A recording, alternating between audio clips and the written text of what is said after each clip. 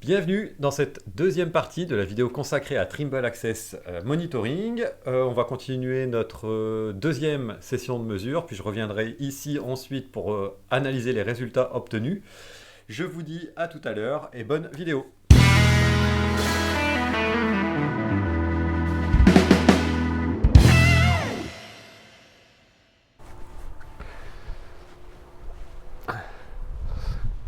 Nous voilà de retour. Alors pour cette deuxième session de mesure, j'ai tout simplement déplacé légèrement l'un des prismes qu'on souhaite observer, histoire de voir un peu les alertes qu'on peut obtenir sur le contrôleur et puis de voir aussi les résultats qu'on va pouvoir obtenir sur nos rapports ou dans les logiciels après.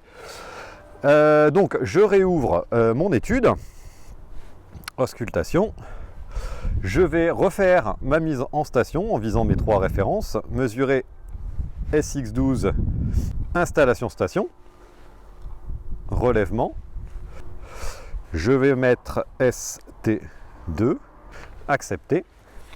Je vise ma première référence. Observation enregistrée. Ref 2. Observation enregistrée. Observation enregistrée. Mise en station terminée. Et à partir de là, c'est tout ce que j'ai à faire. Je vais pouvoir maintenant directement cliquer sur mes trois petits traits, mesurer, aller directement dans mon onglet surveillance et je vais récupérer toutes mes références et tous les points que je souhaite observer et pouvoir tout de suite lancer mon auscultation. Donc je clique sur suivant, je lui dis le nombre de tours d'horizon que je souhaite faire. Je vais rester sur 5 tours d'horizon. Je vais juste aller dans les options et lui dire que pour cette fois-ci, par exemple, je n'ai pas besoin d'attendre 5 minutes entre chaque tour, mais que 1 minute, ça va suffire. Entrée, accepter. Donc on voit le temps entre époque est passé de 5 minutes à 1 minute sur la partie droite de l'écran. Je fais suivant, accepter, et on est parti pour notre premier tour d'auscultation. Donc là, pareil comme pour la première session, on va aller d'abord mesurer ces trois références pour vérifier sa position, contrôler sa position et ensuite aller mesurer les 5 cibles que je souhaite ausculter. Alors on va arriver sur la deuxième cible, c'est là où normalement on est censé avoir une alerte puisque j'ai déplacé légèrement le prisme. Donc on va attendre de voir ce que ça donne. Voilà, c'est sur OBS 2. Voilà, hors tolérance. On va pouvoir aller voir, à la place d'afficher l'état de mes tours, on va aller sur les deltas, ou sur les avertissements même directement. On voit que sur OBS 2, on a un delta de 2,2 cm, donc il y a eu un déplacement horizontal de 2 cm, ce qui correspond à peu près au déplacement que j'ai simulé. Si on va sur les deltas, on va le retrouver également ce delta directement, vous voyez, sur la ligne OBS2 avec le petit point d'exclamation qui nous alerte qu'il y a eu un déplacement anormal hors des tolérances spécifiées sur ce point. Cible verrouillée. Et voilà, c'en est donc terminé pour cette deuxième session de mesure.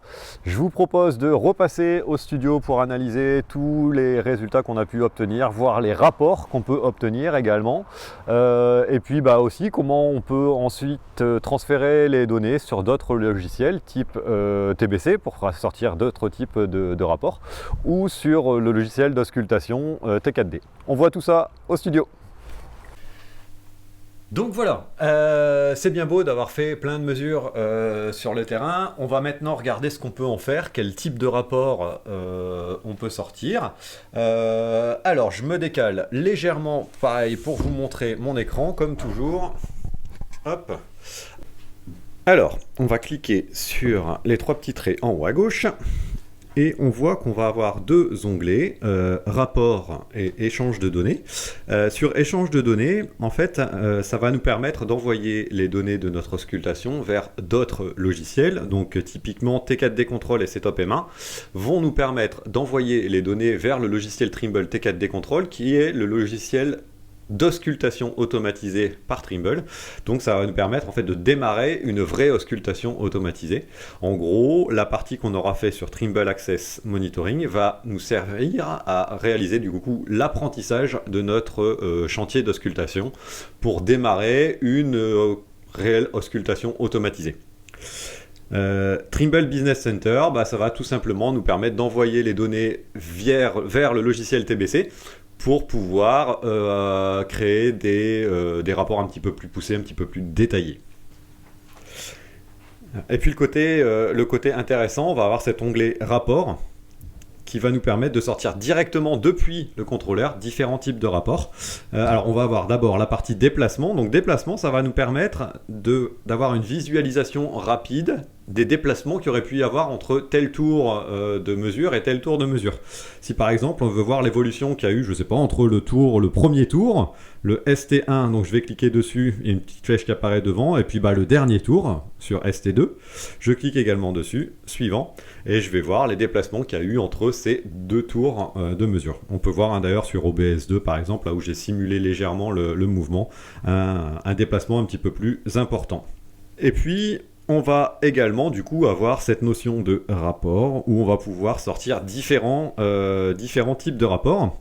Donc si je vais sur les différents types de rapports, on va avoir par exemple le Point Report qui est un rapport qui va nous permettre de sortir les déplacements observés sur un seul point.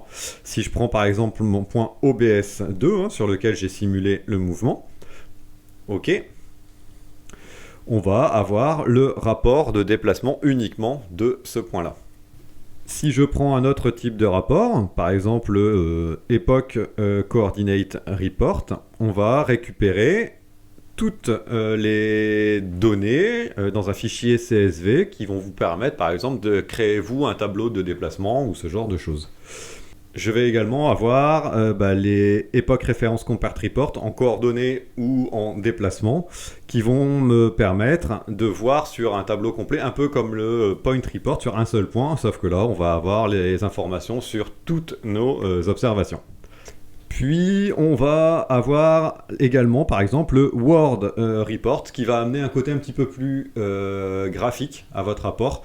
On va pouvoir, donc ça va être généré de manière automatique, on va avoir des courbes qui vont se dessiner, si je clique sur OK, des courbes qui vont se dessiner, des tableaux de déplacement pour chaque point en fonction des dates et des heures de mesure. Voilà, on peut voir par exemple au niveau de OBS2 les déplacements qu'on a pu simuler. Donc voilà pour l'analyse des résultats. Donc comme vous pouvez le voir, en fait, de manière très simple et pour un coût réduit, on va pouvoir créer des auscultations semi-automatisées facilement et surtout réduire vos temps d'intervention sur ce type de chantier. C'était Nicolas, Géotopo, et je vous dis à très bientôt pour de nouvelles vidéos topo.